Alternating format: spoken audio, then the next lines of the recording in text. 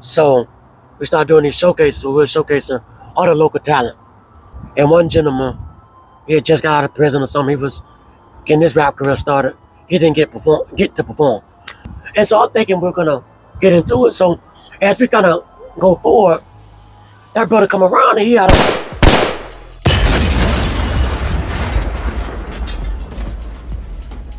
What up, YouTube? It's your boy, I See the God King, checking in again. And right now, I'm being graced with the presence of a young brother I know. He's from my hometown, from the state of Florida, a great man. And I thought I wanted to shed light on him on my platform. So go ahead and introduce yourself for the people. Hey, it's Charles G here. And hey, we finna just jump into it and get this thing going. All right, thanks for having me, my brother. Oh yeah. Thanks for sharing your platform with me. Hey, I'm glad to have you, man. So a lot of people, if they don't know you, he's a successful lawyer up here in the Atlanta area. And I wanted to just talk to you about the journey of you becoming a lawyer. So tell us how you got to that point. Man, if you it's such a curvy path I took to get to this end game of being a lawyer. I would say this though. In high school, you go to the yearbooks, you see like what you're gonna be, what you wanna be. I put down lawyer in my yearbook. It said like corporate lawyer or something. I'm gonna be honest, I didn't really have no the real deep meaning as to why I did that. It felt like something important, felt like something that I can possibly be good at. I was always good at kind of like expressing myself. But that didn't come into fruition till way down the line. So I had nobody really to guide me on that path to getting there. So I had that there. It was always in the back of my mind. And from there, man, it was like, from high school, it was like 10 years or more just trying to find myself. Because I didn't go straight into college. Okay. Right after high school, I did not. So let me ask you this. Did you have any mentorship from like high school and afterwards, or were you kind of like figuring out on your own? Man, I say this. My uncle, like the only father figure I ever known, because I grew up without a father. Okay. He's always been like that figure for me. But just direct mentorship, career path, and things like that, no, not really. So I just kind of found myself on my own out here. I tried to go to the military, that didn't work out. Okay. I was just trying different things, man. Just a young black man trying to find his way out here, really. There was one point, if I remember correctly, that you even dabbling in the rap music too, right? Man, so I was gonna go down. and but just like any young black man, and what we see and if we talked about this off camera, Right. you know, in order to get like the desires of our heart and mind, it was sports or rap. You know what I mean? Mm-hmm. Sports or rap. So by the time you done with high school, you already know, hey, sports off the table if you ain't got on by that point. So it's like, you know, rap, hip hop culture always a part of my life. I felt like I could be good at it. I felt I was good at it.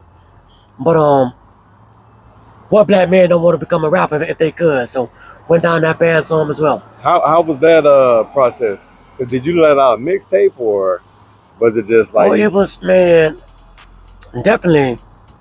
Well, I always been into ownership, so I guess that entrepreneur spirit was always in me. Right. So when we started with rapping, it was like, okay, let's just buy our own studio or partner with people that had stuff. And so we came together as a group and just started producing stuff and doing mixtapes, things like that. And then it kind of just, it had some local success. I wouldn't say it kind of grew some legs and had a little life of its own. So, I mean, I'm proud of that little run we had. Okay. But once T-Pain them hit the scene and took off, that was pretty much it for now. You know, like from a small area, it's like once one take off, I mean, the industry kind of just focus on that one. I'm not saying anything because that brother was the one, and so he did exactly what you were supposed to do with it. Okay. Okay. Now, is that how any of that situation happened at the nightclub too? Well, situation as in like the life-changing event. Yes. Well, Or in general, because I don't really know the full story. okay. Yeah. Well, I put it like this. Were you just there doing the rap stuff, or were you there as a patron? Well, what we're speaking about, I was shot 6 times.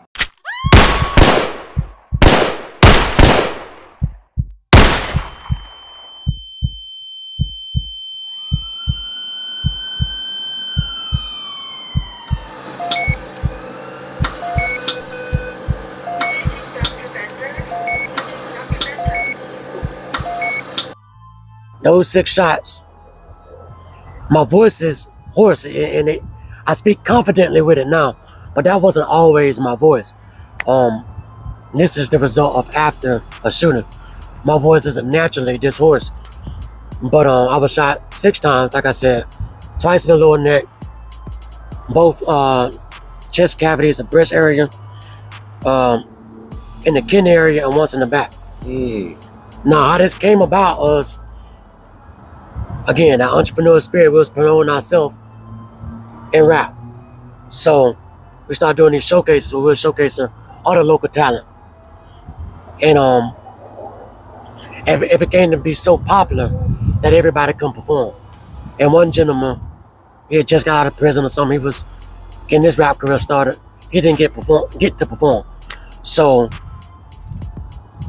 he was very upset about that. So we was discussing it at the end, and me just being in that business mode, I approached it first as a businessman. Right. Hey brother, whatever you pay to get in, whatever, we'll refund it, we'll get you to perform the next one, blah, blah, blah. But the brother was upset, and so now it escalated from, businessman, like, then it's just man to man. Right. A man disrespecting another man. It's like, the testosterone, right, get flowing a little bit. Now we're doing man to man. We're kind of barking at each other. Was it just y'all two talking, or did you have people with you, or did he have people with him? Well, the night was over, so everybody's kind of scattered. Okay. So I got people with me, but they're not just standing. No. We're just everybody's kind of dispersed. Okay. So same way you and I having a conversation right now, me and this gentleman having a conversation, and so you start calling the man certain names that, and I'm not the one that's calling the names. Right. Names have been, coming out with. It's like, okay, as a man now, it done escalated. Right. So now we're starting to get in each other's face on. We're starting to, right, not back down from each other. Right. And before this, you didn't know him at all. I never met this gentleman before in my life. Okay. So I mean, I don't know how y'all do it in other places, but in Florida,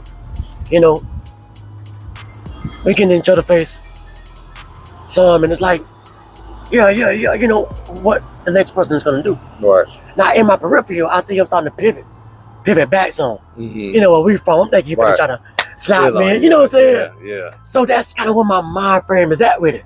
Okay, because you started pivoting back. I know what this means. I can't.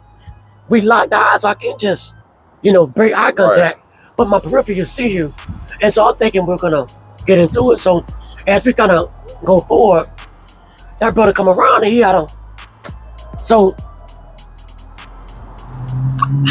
man, I'm glad we did kind of go ahead and just make a move, because if we didn't, he got a straight line shot, right there. And he was aiming at your head? He no way around it, he was coming right here. Right. Because, when he came up, like, you know what I'm saying? Oh, you grabbed him. I can't remember fully exactly how it transpired, right, but I knew he was right here. So he was pivoting here. So when he go to pivot, I go to, trying to tussle with him some. And pop, pop. The first two hit me, lower neck. Yeah. And man, getting shot is such a experience, bro. It's like,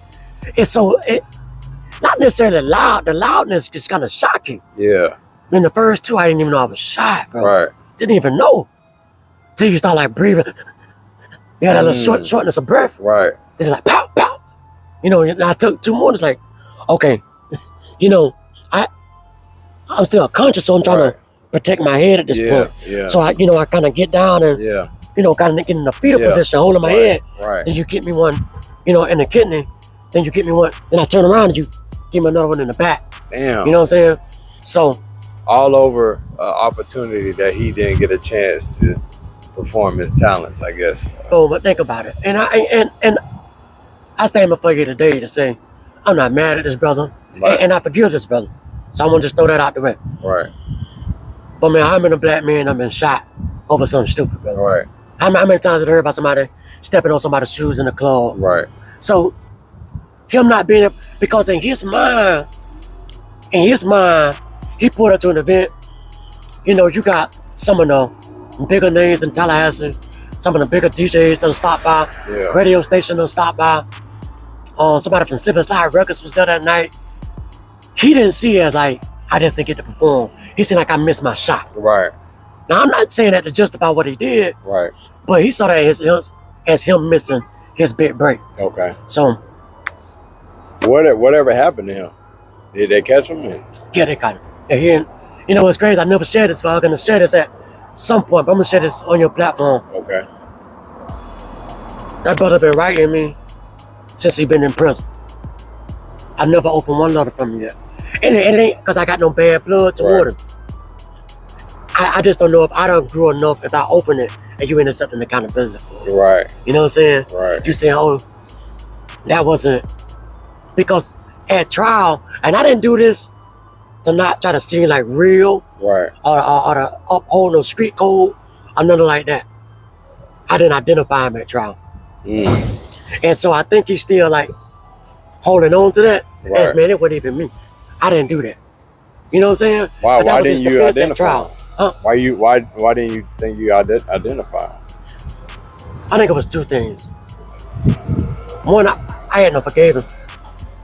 But two, his grandma was in the middle of the outside of the court, you know, outside in the corridor Yeah. where people are sitting down at. Yeah. And she asked, could she speak to me? She didn't ask me to do nothing. Right. She just asked, could she hold me? And it did something to me, bro.